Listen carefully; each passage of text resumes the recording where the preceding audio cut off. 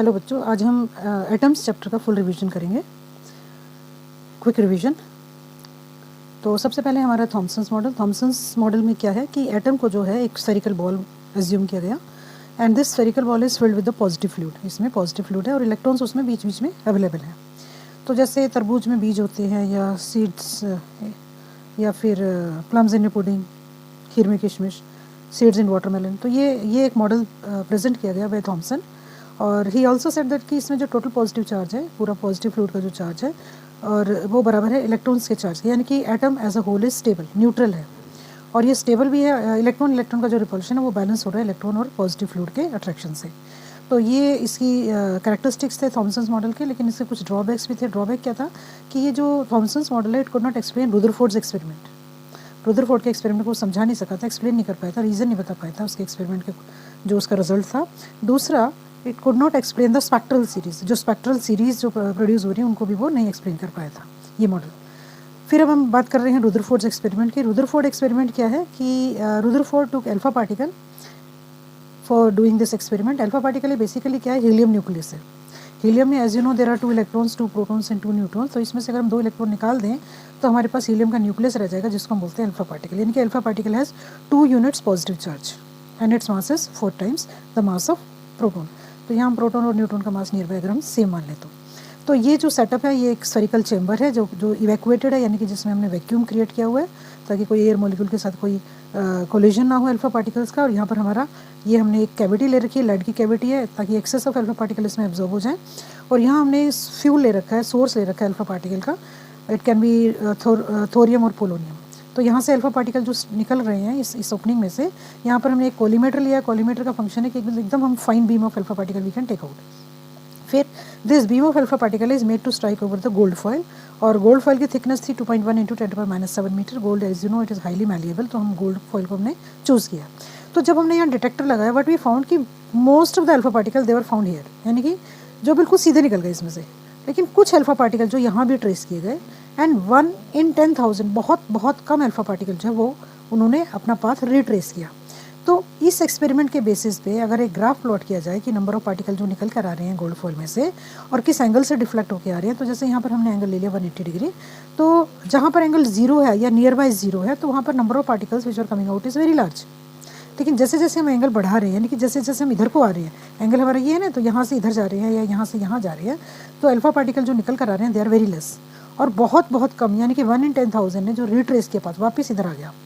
तो on the basis of that, अब ये जो एक्सपेरिमेंट है, इसके बेसिस पे हम थॉमसन मॉडल को तो नहीं एक्सेप्ट कर सकते। तो इसके बेसिस पे Rutherford gave this picture of atom. He said कि because most of the alpha particle they pass out without any deviation, तो सीधे चले गए, कुछ इधर स्ट्राइक कर गए, और जो बिल्कुल ही न्यूक्लियस पे हेड ऑन करेंगे, क्योंकि गोल्ड का एटॉमिक मास ज़्यादा है, तो कोई भी चीज़ टकरा कर तब वापस आएगी जब वो उसके ज़्यादा मैसिव चीज़ से टकराएगी। तो ये जो बिल्कुल सेंटर में जो पॉइंट आउट करेगा, जो न्यूक्लियस के सेंटर से पॉइंट आउट करेगा, तो वो वापस टकरा के आ जाएगा। तो इस एक्सपेरिमेंट के बेसिस पे जो कंक्लूजन निकला, that became the Rutherford's model. तो उसने क्या बोला, रुदरफोर्ड ने, according to Rutherford's model, the total positive charge and the whole mass of the atom is at its centre called nucleus. कि जो पूरे एटम का जो टोटल मास है, जो टोटल पॉजिटिव चार्ज है, वो सेंटर में लोकेटेड है, जिसको हम बोलते हैं न्यूक्लियस, और इलेक्ट्रॉन जो है वो उसके चारों तरफ रिवॉल्व कर रहे हैं। ठीक है, तो इलेक्ट्रॉन रिवॉल्व जो कर रहे हैं इस तरह से है ये सब कि टोटल पॉजिटिव चार्ज और न्यूक्लियस का वो बराबर है टोटल नेगेटिव चार्ज के। तो atom as a whole is neutral, stable है, न्यूट्रल है, कोई नेट चार्ज नहीं है एटम के ऊपर। फिर बोला कि atom as a whole is neutral हो गया। साइज ऑफ न्यूक्लियस, कि there is a lot of empty space. Rutherford ने बोला कि न्यूक्लियस और एटम के साइज में बहुत ज़्यादा एम्प्टी स्पेस है। अगर हम न्यूक्लियस का साइज लें 10⁻⁻15 मीटर, तो size of atom will be 10⁻⁻10 metre, यानी कि इतना ज़्यादा गैप है दोनों के बीच में, इतना ज़्यादा साइज़ में डिफरेंस है। जैसे मान लो हम एक फुटबॉल ग्राउंड की बात करें, तो जो ये फुटबॉल का अगर साइज़ है, तो ये फुटबॉल ग्राउंड है, तो यानी कि इतना ज़्यादा एम्प्टी स्पेस है, इसलिए बहुत सारे अल्फा पार्टिकल स्ट्रेट चले गए। फिर उसने बोला एक पॉइंट और था कि जो इलेक्ट्रॉन्स रिवॉल्व कर रहे हैं, उनकी जो सेंट्रीपिटल फोर्स है वो कौन प्रोवाइड कर रहे हैं, कूलम्स फोर्स। किसके बीच में, इलेक्ट्रॉन्स के बीच में, और पॉजिटिवली चार्ज न्यूक्लियस के बीच में। तो these were the postulates of Rutherford's model, और हम इसको रिजल्ट भी कह सकते हैं उस एक्सपेरिमेंट का, कंक्लूजन भी कह सकते हैं। लेकिन जब भी हम कोई चीज़ करते हैं, कोई भी करता है, तो उसमें कुछ लिमिटेशंस, कमियां निकालने वाली होती हैं, कुछ लिमिटेशंस होती हैं। तो सबसे पहली वाली लिमिटेशन है लाइन स्पेक्ट्रा, कि ये मॉडल भी जो स्पेक्ट्रम प्रोड्यूस होता है, स्पेक्ट्रा प्रोड्यूस होता है, लाइन स्पेक्ट्रा, कई तरह के स्पेक्ट्रा होते हैं, continuous spectra, band spectra, line spectra. तो स्पेक्ट्रा को ये भी नहीं एक्सप्लेन कर पाया कि कोई भी एटम के, कोई भी एलिमेंट के जो स्पेक्ट्रा प्रोड्यूस होते हैं, लाइन स्पेक्ट्रा, तो उसको एक्सप्लेन नहीं कर पाया। दूसरा, अकॉर्डिंग टू रुदरफोर्ड ने क्या कहा कि electrons are revolving around the nucleus, कि इलेक्ट्रॉन जो है रिवॉल्व कर रहा है न्यूक्लियस के चारों तरफ और बीच में सेंटर में न्यूक्लियस है। तो अगर इलेक्ट्रॉन रिवॉल्व कर रहा है चारों तरफ तो इलेक्ट्रॉन बीइंग नेगेटिवली चार्ज, तो इसका जो मोशन है that is an accelerated motion because at every moment it is changing its direction of motion. हमेशा इसकी वेलोसिटी जो है वो चेंज हो रही है क्योंकि डायरेक्शन चेंज हो रही है। तो कभी भी अगर एक्सेलरेटेड मोशन है that is the source of electromagnetic wave. तो व्हाट वाज पॉइंटेड आउट कि इसकी एनर्जी जो है अल्टीमेटली इट शुड रिड्यूस, क्योंकि accelerated charge is the source of EM wave. तो इसकी एनर्जी कम होती जानी चाहिए और it should follow a spiral path and ultimately it should fall to the nucleus, but it is not happening. तो this was the main drawback of Rutherford's model. अब हम बात करते हैं कुछ बेसिक टर्म्स हैं, डिस्टेंस ऑफ क्लोजेस्ट अप्रोच और एक है इम्पैक्ट पैरामीटर, उसको भी देख लेते हैं, फिर हम दूसरे मॉडल की बात करेंगे। तो ये डिस्टेंस ऑफ क्लोजेस्ट अप्रोच का मतलब क्या है कि कोई भी अल्फा, जैसे हमने कोई भी पार्टिकल लिया, सिंपलेस्ट हमने केस ले लिया अल्फा पार्टिकल कितना मैक्सिमम एक न्यूक्लियस तक जा सकता है, क्योंकि न्यूक्लियस पॉजिटिवली चार्ज है, अल्फा पार्टिकल भी पॉजिटिवली चार्ज है, तो कितने ज़्यादा से ज़्यादा डिस्टेंस तक उसके नियर बाय कहाँ तक वो पहुँच सकता है, तो उस डिस्टेंस को हम बोलते हैं डिस्टेंस ऑफ क्लोजेस्ट अप्रोच। तो when the alpha particle is far away, suppose at position A, जब उसके ऊपर कोई इन्फ्लुएंस नहीं है किसी भी पॉजिटिव चार्ज का न्यूक्लियस का, तो यहाँ पर इसकी एनर्जी है काइनेटिक एनर्जी, तो it is half m v square. जब वो बी पॉइंट पे आता है, जब वो न्यूक्लियस के पास आता है, मैक्सिमम यहाँ पर आके वो रेस्ट पे आ जाएगा, स्टेबल हो जाएगा और इसकी काइनेटिक एनर्जी टोटली जीरो हो जाएगी। तो काइनेटिक एनर्जी किस में कन्वर्ट होगी? इलेक्ट्रोस्टैटिक पोटेंशियल एनर्जी में।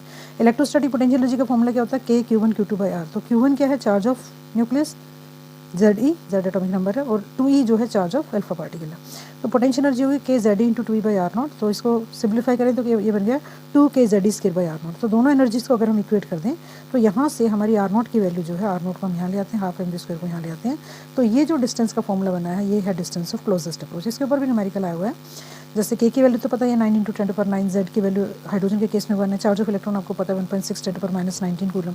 तो काइनेटिक एनर्जी जैसे दे दी मान लो 2 इलेक्ट्रॉन वोल्ट, तो इलेक्ट्रॉन वोल्ट को पहले जूल में कन्वर्ट करना है। अगर काइनेटिक एनर्जी जैसे 2 इलेक्ट्रॉन वोल्ट दे रखी है तो उसको 1.6 इंटू 10⁻19 से मल्टीप्लाई करोगे तो एनर्जी हमारी जूल में आ जाएगी। तो इस चीज़ को उस एनर्जी से डिवाइड करके आपको मिल जाएगा एक्सप्रेशन किसका? डिस्टेंस ऑफ क्लोजेस्ट अप्रोच का, राइट। उसके बाद हमारी एक और टर्म, ये एक नंबर के क्वेश्चन आते हैं, वो है impact parameter. Impact parameter actually क्या है कि जैसे हम फिर से अल्फा पार्टिकल ही ले लेते हैं, कोई भी पार्टिकल ले सकते हैं, अल्फा पार्टिकल ही लिया हमने। Alpha particle when it is far away, तो उसका ये जो जिस डायरेक्शन में वो मूव कर रहा है उसका ये वेलोसिटी वेक्टर है, ठीक है। तो इम्पैक्ट पैरामीटर क्या है? It is a perpendicular distance किसके बीच में? Between the velocity vector and the axis passing through the centre of the nucleus. Nucleus के सेंटर से जो एक्सेस पास हो रहा है उसके बीच में और वेलोसिटी वेक्टर के बीच में जो परपेंडिकुलर डिस्टेंस है उसको हम बोलते हैं इम्पैक्ट पैरामीटर। तो ये है बी, और इसका एक्सप्रेशन है K ZE square cot theta by 2 half divided by half m v square. तो अगर हम दोनों को कंपेयर करें तो यहाँ बस 2 हटा के कॉट थीटा बाई 2 करना, बाकी सब सेम एक्सप्रेशन है। इसका डेरिवेशन आपको सिलेबस में नहीं है। और थीटा क्या है? The angle by which it is deviated, किस एंगल से वो डेविएट हुआ। इसके ऊपर भी 1 मार्क क्वेश्चन आया था, क्या आया था कि what is relation between the angle of deviation and the impact parameter, इन दोनों का आपस में क्या रिलेशन। तो अगर आप वैसे लॉजिकली देखो कि पार्टिकल जितना इसके पास है, एक्सेस के जितना पास है उतना ही ज़्यादा उसका डिफ्लेक्शन होगा, जितना दूर होगा उतना ही कम डिफ्लेक्शन होगा, बहुत दूर है तो डिफ्लेक्शन ही नहीं होगा। तो as b increases theta decreases, b बढ़ गया तो डिफ्लेक्शन कम होगा, बी कम है if b decreases then theta increases, तो डिफ्लेक्शन बढ़ जाएगा। तो ये हो गया हमारा इम्पैक्ट पैरामीटर के बारे में। अब हम बात करते हैं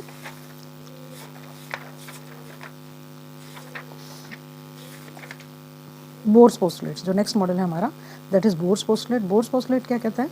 4 पॉइंट्स आपको याद रखने हैं, nuclear concept, quantum condition, stationary orbits and frequency condition. Nuclear concept तो वही है, सेंटर में न्यूक्लियस है, electrons are revolving around the nucleus, और उसकी सेंट्रीपिटल फोर्स जो है इलेक्ट्रॉन्स के लिए कौन प्रोवाइड कर रहा है? Coulomb's force. दूसरा है क्वांटम कंडीशन कि इलेक्ट्रॉन जब रिवॉल्व कर रहे हैं ऑर्बिट्स में, तो जिस भी ऑर्बिट में रिवॉल्व कर रहे हैं तो वो क्वांटम कंडीशन क्या है? MVR = NH/2π, इस कंडीशन को वो सेटिस्फाई करेंगे। MVR = NH/2π, इसको बोलते हैं क्वांटम कंडीशन। अभी हम इसका डेरिवेशन भी देखेंगे। तीसरा है स्टेशनरी ऑर्बिट, जब इलेक्ट्रॉन्स रिवॉल्व कर रहे हैं स्टेशनरी ऑर्बिट्स में, दे डू नॉट रेडिएट एनर्जी। वो कोई भी रुदरफोर्ड का ये पॉइंट था ना, ये ड्रॉबैक था कि वो इलेक्ट्रॉन अगर रिवॉल्व कर रहे हैं तो दे मस्ट रेडिएट एनर्जी, लेकिन इसने ये कंडीशन रखी कि वो जो ऑर्बिट है they are quantum, they obey quantum condition, they do not radiate energy, और उस ऑर्बिट को हम बोलते हैं स्टेशनरी ऑर्बिट। लास्ट पॉइंट है फ्रीक्वेंसी कंडीशन। फ्रीक्वेंसी कंडीशन क्या है कि कभी भी इलेक्ट्रॉन अगर लोअर लेवल से हायर लेवल पर जा रहा है, इट एब्जॉर्ब्स एनर्जी, जो भी एनर्जी डिफरेंस है उतनी एनर्जी जब एब्जॉर्व करेगा तब वो हाई लेवल पे जाएगा, और अगर हाई लेवल से लो में जा रहा है तो जो भी एनर्जी का डिफरेंस है वो रेडिएट करेगा इन द फॉर्म ऑफ रेडिएशन। तो ये तो हो गए हमारे बोर्स पोस्टुलेट्स, बोर्स के मॉडल जो है। फिर उसके बाद क्वांटम कंडीशन देख लेते हैं। क्वांटम कंडीशन क्या कहता है कि जैसे ये न्यूक्लियस है, this the centre part is the nucleus, और ये हमारा एटम है, ठीक है। तो जब इलेक्ट्रॉन रिवॉल्व कर रहा है, electron is not only having a particle nature according to de Broglie, it has particle as well as wave nature. तो इस ऑर्बिट में जब वो रिवॉल्व कर रहा है, it can have it's wave nature also, यानी कि इसकी जो सर्कमफ्रेंस है 2πr, उसको हम लिख सकते हैं n टाइम्स लैम्डा। कुछ भी हो सकता है लैम्डा की value 1 time, 2 time, 3 time, 4 time, जो भी है, तो हमने लिख दिया n लैम्डा।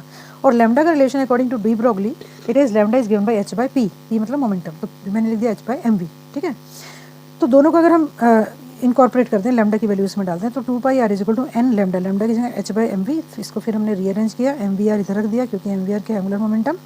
तो ये हमारे पास क्या बचा है इसमें, nh by 2π, and this is nothing but it is a Bohr's quantum condition for angular momentum. ये 2 मार्क्स का डेरिवेशन एग्जाम में आया हुआ है, इसको बहुत सिंपल है, मुश्किल कुछ भी नहीं है, तो इसको अच्छे से कर लेना, then you will find it to be very very easy.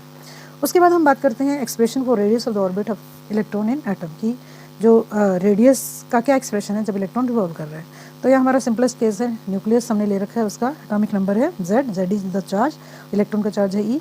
तो कूलम फोर्स क्या है, K(Q1Q2/r²) के अकॉर्डिंगली KZe/E/r², तो सिंप्लीफाई किया तो KZe²/r², ये है कूलम फोर्स।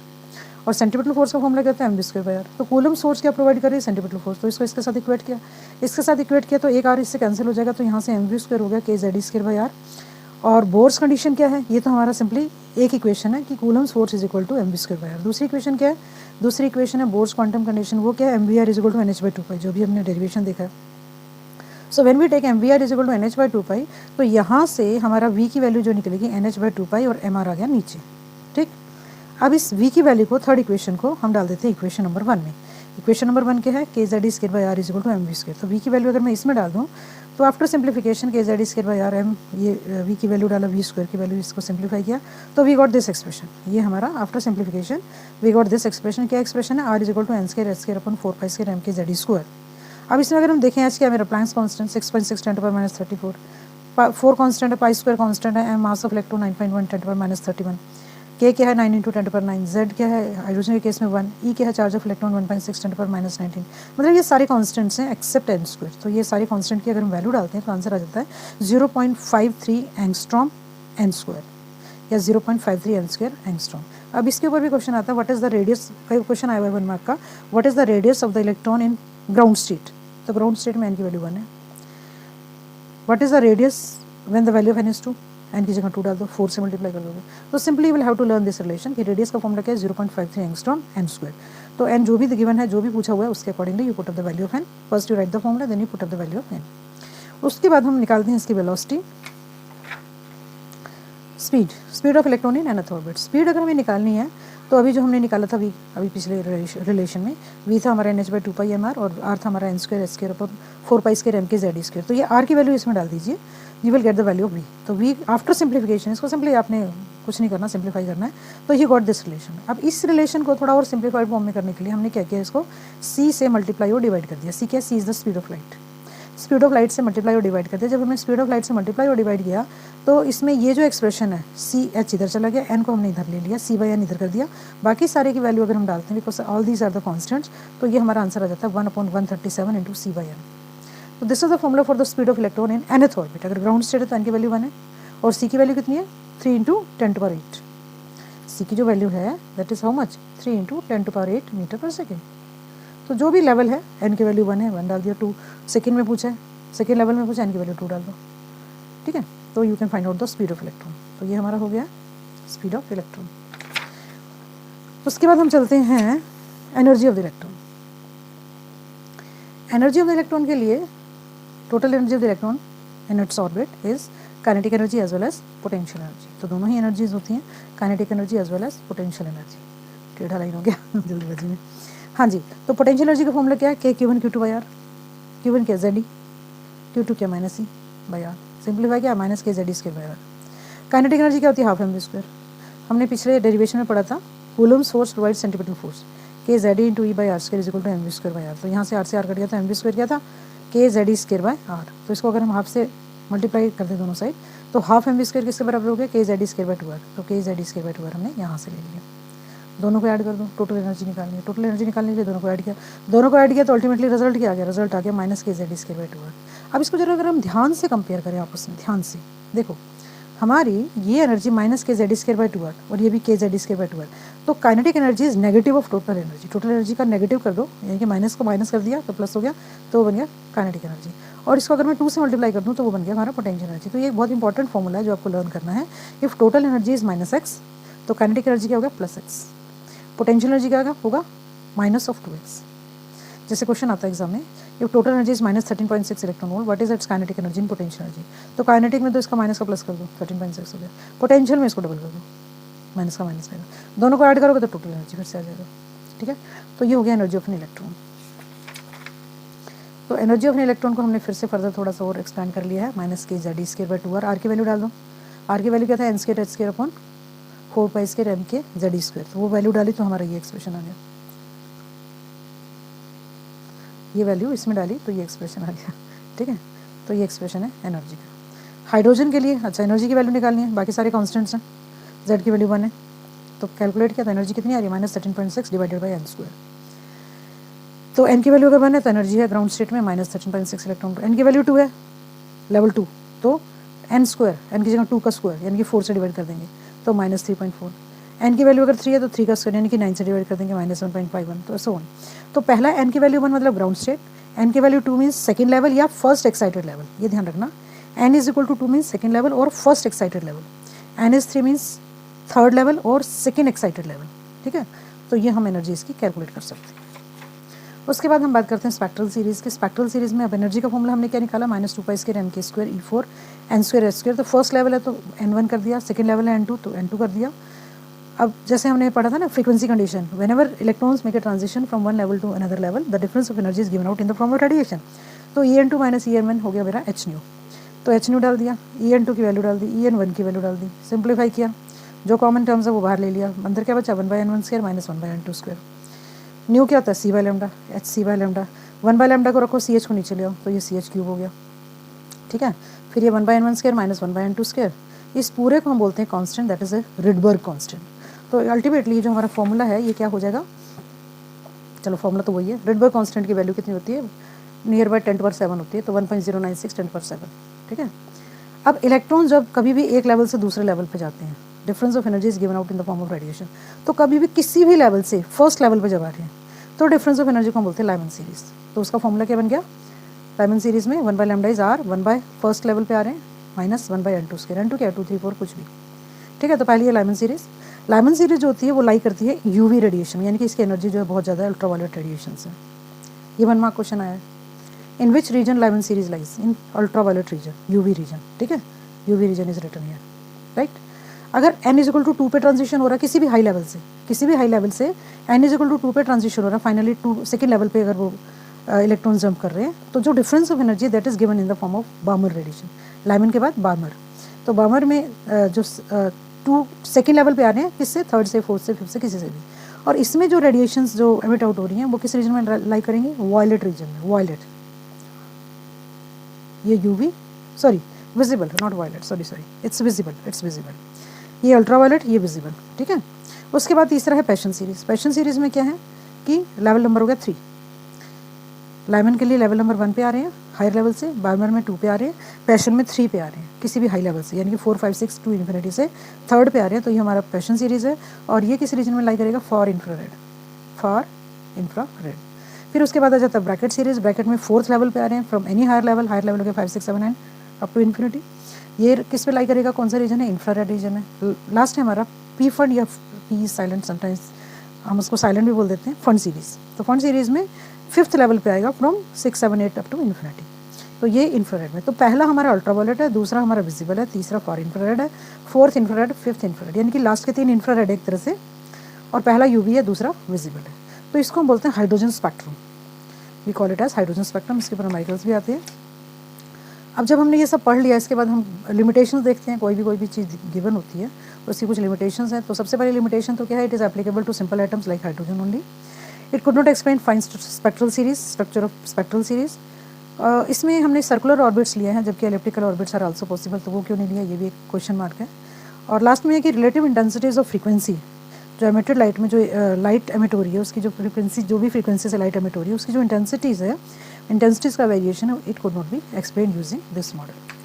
तो ये हमारा हो गया सारा theory, the whole theory is complete. Let us do some numericals, then this chapter will be complete revision. तो यहाँ कुछ क्वेश्चंस, इंपॉर्टेंट क्वेश्चंस मैंने सेलेक्ट किए हैं. Some of the numericals we have selected. जैसे क्वेश्चन है कि energy is given by this expression -13.6 by n² electron volt.